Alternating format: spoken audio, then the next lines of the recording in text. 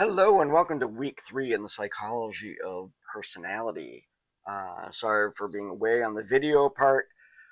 I was in New Orleans, then I was in Mississippi, and then a week in Tennessee. Very, very fun places to be.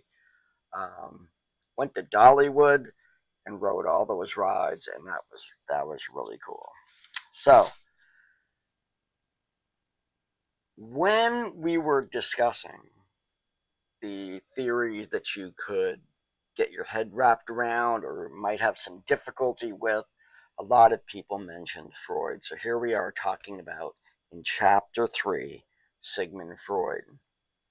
Now, Freud has to be understood first in relation to the times, and second, in the contributions that he made, that even though they were contextualized in those times, have lasted way beyond um, Freud's lifetime and gone far beyond his expectations.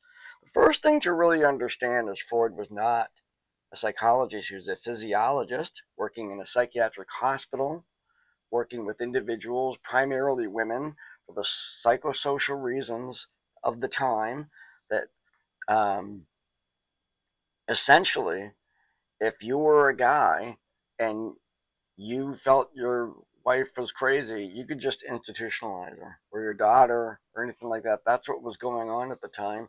So his clientele were primarily women, primarily primarily individuals who were hysterical woman syndrome, and which, interestingly enough, had a diagnostic criteria of the individual expressing that there's nothing wrong with them, their husband is making this all up.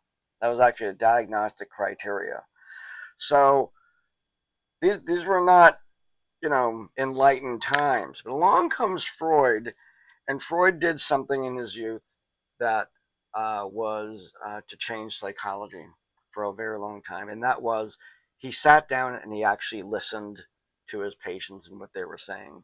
Nobody did that before. At least nobody documented that they were doing that before. He found out that these individuals were often the victims of abuse, rape, neglect, and had been placed in the institution by men in their lives, and he published that. Now we know today that that was a breakthrough. He probably was right on, but society rejected that idea. It was not ready for Freud's ideas at that time, and Freud's failure was not so much in that he came up with weird ideas. His failure was his social status was more important than reporting the truth. So he changed his theories that all of these incidences of violence, rape, and whatnot were all manifested within the patient and set us back. He was onto it, but the world was just not ready for it. Now, of course, his theories reflect the times, but let's take a look at the few things that he did give us. For one, he gave us the idea of psychotherapy, or what he called psychoanalysis, was to get into, sit down with somebody, talk about the things in their lives, get into what he created, free association, dream analysis, and all that, and talk to people and help them work out their problems. He was like the person that invented that whole process. He also had a theory of personality, the id, ego, and superego, which are constructs, theoretical constructs within the personality. The id representing very selfish needs, the superego, the morals of society. So the superego developed over time, and then you have the ego sitting in the middle, weighing out the demands of the id and the demands of the society. You'll look at when a student of his, Erickson, um, developed a theory that was also in sort of that dichotomy between the natural wantings of the being and society's restraints on that. And so there's a that idea uh, progressed forth in Erickson's theory as well. He has his that was Erickson, psychosexual development. And this actually came up on one of those discussions. I wanted to clarify again, he was a little off, but we have to understand this in context, because I'm sort of a fan of what he was shooting for. Now, in Freud's time, the big name in science, the big thing that was going on in science at that time was the theory of evolution. We take that for granted now, but that was new, and that was the way to go, relatively new. And so the idea that everything about human experience had to do with progressing your genetic code to the next generation. So when he spoke of sexuality, he wasn't speaking of the kind of sexuality that we see in pornography or when we think of the act of sexual intercourse. What he's talking about is the drive that exists within all people to transfer their genes from one generation to the next. He refers to that as the sex drive. Now, he refers to this drive existing throughout our lifespan. And that drive has to do with a focus of our attention, has to do with the developing nervous system and exploring our own bodies and whatnot. And he developed this model of psychosexual development that has the portions of the body being the focus because of neurological development, the focus for this energy that would then, in their adulthood, transform into sexual energy. So, an infant, because of the cephalocaudal development of the nervous system in their face is much more developed, much more myelinated than the rest of their system. So they explore the world through their face, through their putting things in their mouth. And that rich neurological area provided a sense of pleasure and ability to explore the world. Then, through his development, cephalocaudal from head to tail, Freud tracked how that energy, which is going to be as adults sexual energy, develops in young children. I'm not justifying his views on women. That was certainly, all that stuff, but there is context to understand these things that still has relevance today. He looked at instincts, something that's sort of up in the air right now as to whether humans have instincts. The unconscious, a huge concept that there's aspects of our personality, primarily the id and the superego, that operate without our awareness.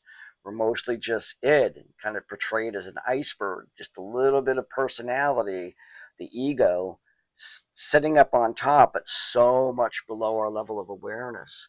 And developed a theory about free association, dream symbolism, about Freudian slips, things that slip out because you might be unconsciously thinking about something else. I mean, in class, I used the example of, if you are in a rapturous, intimate moment with your partner, and during that period of time, they actually speak the name of their ex-partner, you probably wouldn't just brush that off as an error.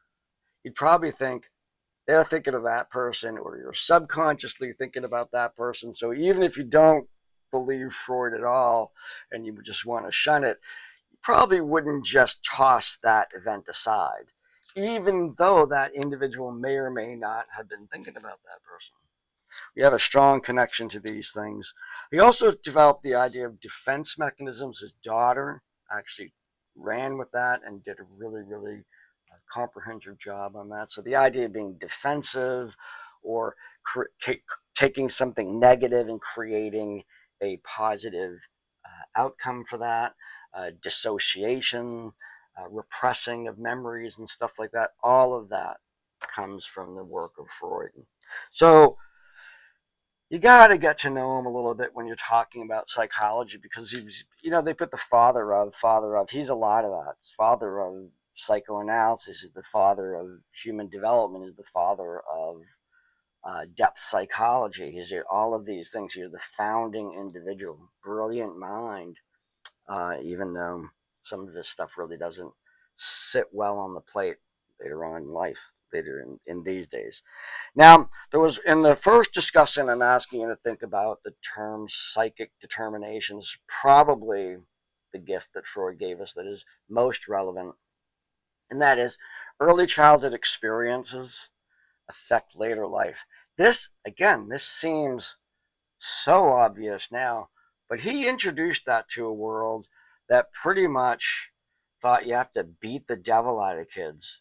You know, spare the rod, spoil the child, that kind of philosophy, blank slate philosophy. And he said, no, there's stuff going on, and that those experiences will affect you later in life. So there, I want you to discuss early experiences of yours, positive, negative, share carefully. Uh, in the important thing about online discussions is we all may be at different levels of recovery from abuse or neglect or negative experience when we were kids. So somebody else's victory story may be triggering to someone who just be mindful of that. I'm not saying don't share it, but readers should be mindful that people will be sharing stuff like that. And when you're sharing, careful on the details when you're trying to get that idea across. And you can also, of course, focus on the positive, positive experiences that you had that affected you later on. Second discussion, kind of a playful one, the Freudian slip. Now, this notion is that unconscious feelings will eventually kind of pop up into the conversation, kind of sneaking out of the unconscious and making themselves known in the conscious world. See these as slips of the tongue or doing things in automatic and whatnot, mostly like I was referring to when I talked about saying somebody else's name during the heat of passion. Not a good idea, but what kind of experiences do you have of that when you said the wrong name or something and made a slip up on that? See if we can share some of those things with each other. Finally, we're left to chapter 3 quiz, for chapter 3 at least. Chapter 3, what I want you to do is the basic theory of Freud's personality, the id, the ego, and the superego, is the ego is managing at all times the unconscious drives of the id, demanding, very selfish, very self-oriented, and societies, what we've learned about right or wrong. And sometimes those clash, and it's really difficult to find a very clear answer. And that's what he felt produced anxiety. So I want you to come up with a story, and that story reflects a time in which you can you can like look back and say, I was really anxious about that, and then try and use Freud's theory to figure it out. You know, what was the selfish part of this, and what was the societal norm, be a nice person part of this, and how were those in opposition to each other on an equal basis, so the answer was not very clear. So, and that brings us to the end of chapter 3. But this week isn't done. We're doing 2 chapters this week. So we move on to chapter 4, where we're introduced to Harry Stack Sullivan and Alfred Adler. Alfred Adler being one of my favorite theorists. I like them all. There's stuff to get from them. But I liked Adler because if you ever have an opportunity to do a deep dive into his work, didn't do as much of that in this class because this is sort of a survey class, but a whole class on Adler. Adler basically created community psychology and the first mental health centers. They weren't even like they are today, but that idea. He had individuals, let's say there was a wayward kid in the town, they would bring him into the mental health center, put him in the middle of the room, and the therapist would work with them, operating on the same sort of principles that Freud was talking about, and it was public. Everybody could sit around the room and watch this process. Now we're seeing that same activity happening within the juvenile delinquency area, where juveniles are brought into a family and they're being held accountable by the community that's there. Just very interesting translation of that particular approach to dealing with problems that is still with us today. So we have Alfred Adler and Harry Stack Sullivan. Adler invented what we call individual psychology, and he purported purpose of personality was to integrate ourselves with individuals in order to understand where we stand in terms of inferiority and superiority, just to know where our status is in relation to somebody else.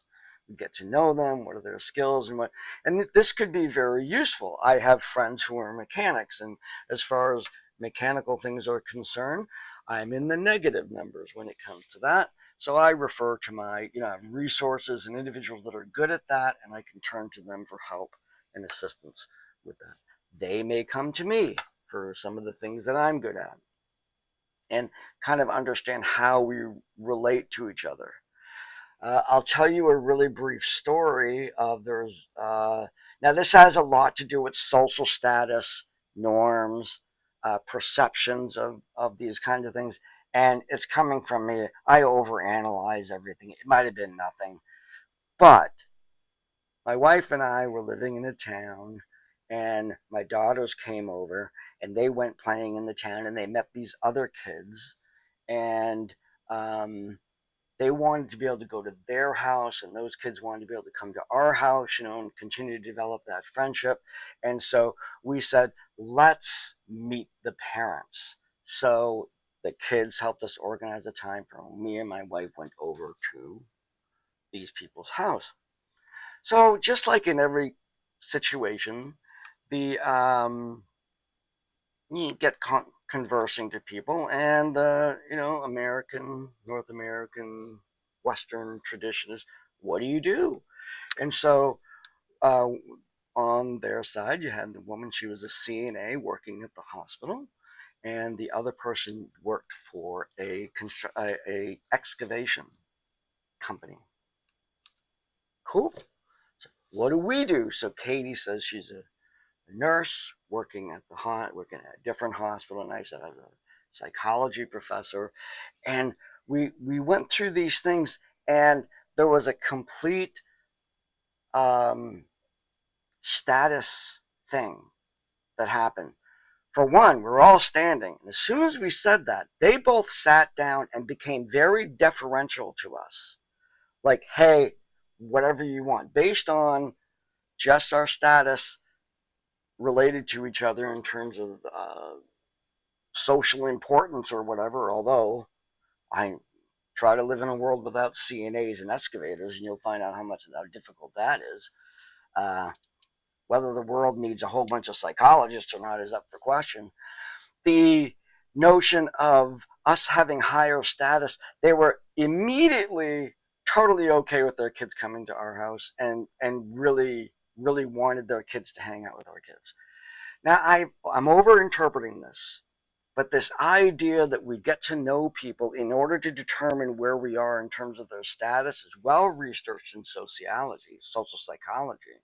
And here we have Adler's sort of, this is the driving force of personality.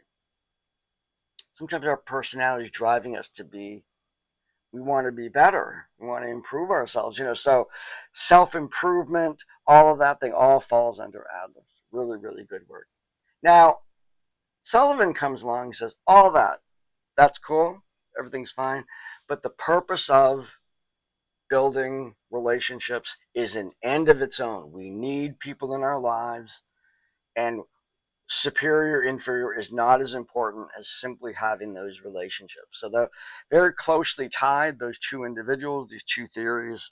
So, and his was interpersonal psychology, individual, interpersonal. So, kind of two sides of the same sort of psychological coin. Now, Sullivan's work, you're going to get in this class some interesting work in Looking Glass Self. And I find Sullivan's work really aligns with Cooley's work in Looking Glass Self. Looking Glass Self are individuals who we select or are selected, placed on our, what I call, our Looking Glass committee, and we develop a sense of self in relation to them and their opinions of us. So we use that as you tell me whether it's right or wrong. You tell me how well I'm doing, these kinds of things. And you see how that kind of crosses over a little bit into Adler's thing too. But I think it's also one of the driving forces of our personality is to collect a series of people who will help guide us on living the best life. Hopefully, unless we'll get into this, but unless we put the wrong people on that committee, like that ex who you were never good looking enough and they called you all kinds of names and they still seem to have a seat on that committee. We have to learn how to fire some people from that committee. Maybe that's what Sullivan was after. Now, there's one discussion, one quiz for chapter 4, also due this week. So, total of 3 discussions and 2 quizzes due by the end of this week. The discussion, it looks at Adler's superiority and inferiority, and I want you to share things that you've become really good at. Now, for one thing, we've all become really good at us. Good or bad, I'm good at it. And so that's a thing. You know yourself. And it's a really good perspective within psychology that if you're talking to someone, the one who knows themselves the best is that person. And so there's that. But what else? What else have you encountered in terms of, and we're not looking superiority like you walk on water or you're better than them. We're really looking at this concretely. If you're good at sewing, if you're good at quilting, you're better than me. You're better at quilting. Now, maybe I'm better at public speaking than you are. We're not judging that, someone's just a higher level of human being because they're good at something. We're just looking at relatively superiority, inferiority with some things. Let's have a discussion about that. In chapter 4, in the chapter 4 quiz, I ask you to talk about style of life. And that's a concept that was from Adler as well. Describe your style of life. You can read up on that. I encourage you to also look it up because my explanation of style of life is very brief. Look it up, get some more Adler in you, and then you should be fine. And then just a brief contrast telling me the difference between Adler and Sullivan. They're not exactly the same. So and this doesn't have to be long, just a sentence or two, about contrasting those 2 theories. It's 2 chapters this week, 3 discussions, 2 quizzes, and so kind of a busy week, but it's a fun topic, and it's nice out. So take your laptop, your iPad, or whatever, and go out. Do it at the beach while we still can. Fall is coming around the corner here. So have a great week. Good to be back in Maine. I'll see you online, and you take care.